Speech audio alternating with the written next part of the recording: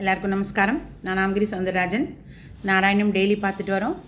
இன்றைக்கி 72வது தசகம் அக்ரூரர் வருகை பார்க்கலாம்.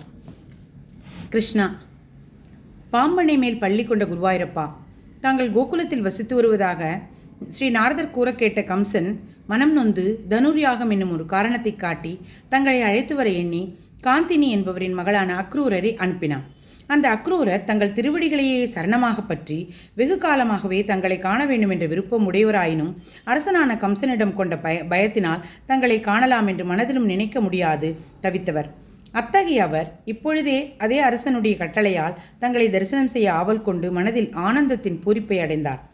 பெரும்பேறு பெற்ற அந்த அக்ரூரர் தேரில் ஏறிக்கொண்டு தங்களது இருப்பிடமான கோகுலத்தை நோக்கி செல்கையில் தங்களை பற்றிய பற்பல சிந்தனைகளில் மூழ்கி அவற்றை சுவைத்து கொண்டே தடங்கள் வந்துவிடுமோ என்று பயந்து இஷ்ட தெய்வங்களை வேண்டிக் கொண்டு வழியில் எங்கு என்ன நடக்கிறது என்று எதையுமே உணராது சென்றார். அடைய வேண்டிய பரமபுருஷன் ஸ்ரீ பகவானே என்று வேதங்களால் நூற்றுக்கணக்கான இடங்களில் கொண்டாடப்படுகின்ற ஸ்ரீ கிருஷ்ணனை நான் காண்பேனா, நான் தொடுவேனா, இருக தழுவிக்கொள்வேனா, அவர் என்னிடம் அக்ரூரரே என்று அழைத்து பேசுவாரா என்று எங்கு சென்றால் அவரை காணலாம் என்று இவ்வாறு பலபடியாக நினைத்து தங்கள் நினைவாகவே அக்ரூரர் வழியை நடந்தார். கமலக்கண்ணா, தங்கள் திருவடிகள் படிந்ததால் மிக புனிதமானதும் பரமசிவன் பிரம்மா மற்றும் தேவர்களால் வணக்கத்துக்கு தக்கதுமான பிருந்தாவனத்தில் புகுந்தும் ஆனந்த கடலில் மூழ்கினால் போலும் மோகத்தில் தாழ்ந்தால் போலும் வர்ணிக்க முடியாதவாறு என்னென்ன நிலையை அடைந்தாரோ வெளியில் உள்ள நிலைகள் ஒன்றும் அறியாது கண்ணனை உள் நினைத்து நினைத்து அதிலேயே தன்மயமானார் என்பது கருத்து. பரமாத்மா ஸ்ரீ குருவாயூரப்பா தாங்கள் விளையாடிய இடங்களை கண்டதும் வீழ்ந்து வணங்கினார். தங்கள் திருவடி இலச்சினை பட்டுள்ள புழுதிகளில் விழுந்து புரண்டார். நாங்கள் என்னதான் சொல்வோம், தாங்கள் திருவவதாரம் செய்திருந்த அச்சமயத்தில் எத்தனையோ பல பெரியோர்கள் தோன்றியிருந்தும் இப்படி பக்தியின் பரவசத்தில் மூழ்கியவர்கள் மிக மிக குறைவே.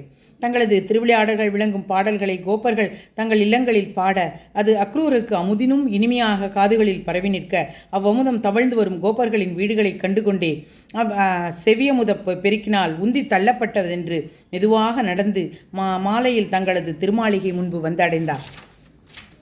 எங்கும் நிறைந்து விளங்கும் குருவாயூரப்பா பசுக்கள் பால் கரத்தலை பார்ப்பதில் மகிழ்ச்சி கொண்டவராகவும் ஓர் உத்தம பக்தனின் வருகையை எதிர்நோக்கி நிற்பவர் போன்றும் அண்ணனான பலராமனோடு நின்று கொண்டிருப்பவரும் உள்ளம் நிறைந்து அனுபவிக்க பெறும் பிரம்மானந்த அமுத கடலை வெளியே மடை திறந்து விடுபவர் போன்றும் உங்கள் உள்ள தங்களை அந்த அக்ரூரர் கண்டார்.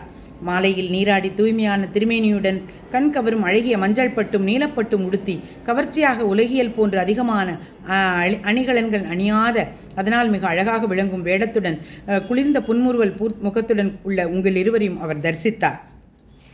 தொலைவிலிருந்தே உங்களை கண்டதும் தேரை விட்டு இறங்கி வணங்கிக் கொண்டே வந்த பக்த சிரேஷ்டனான அக்ரூரரை வாரி எடுத்து தழுவிக்கொண்டு மகிழ்ச்சி பெருக்கினால் பேச திறனற்று தழுதழுத்த குரலுடன் க்ஷேமம் விசாரித்துவிட்டு கூட பலராமனோடு கூட அவரது கரங்களை பற்றி கொண்டு வீட்டிற்குள் அழைத்து வந்தீர்கள். அங்கு ஸ்ரீ நந்தகோபருடன் சேர்ந்து எதுகுல தோன்றலான அக்ரூரரை முறைப்படி வரவேற்று உபசரித்து அவர் கூறிய செய்தி கேட்டு அந்த அரச கட்டளை கோபர்கள் அனைவருக்கும் தெரிவித்தீர்கள். பின் அவரோடு பற்பல கதைகளை பேசிக்கொண்டே அவ்விரவை கழித்தீர்கள்.